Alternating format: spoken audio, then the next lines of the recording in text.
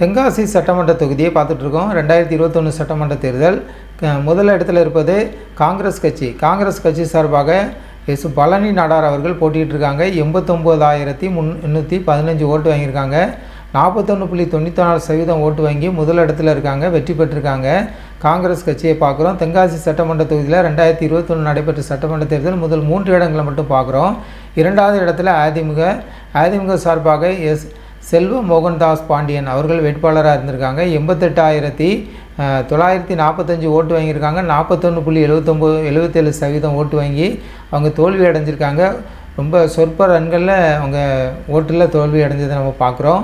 அதிமுக 2வது இடத்துல இருக்காங்க. 3வது இடத்துல பார்க்கணுன்னா நாம் தமிழர் கட்சி சார்பாக வின்சென்ட் ராஜ் அவர்கள் போட்டியிட்டு 15,336 ஓட்டு வாங்கியிருக்காங்க. 7.20% ஓட்டு வாங்கி 3வது இடத்துல இருக்குது நாம் தமிழர் கட்சி. நம்ம பார்த்துட்டு இருக்க தென்காசி சட்டமன்ற தொகுதி 2021 நடைபெற்ற சட்டமன்ற தேர்தல் முடிவுகளை பார்த்துட்ருக்கோம்.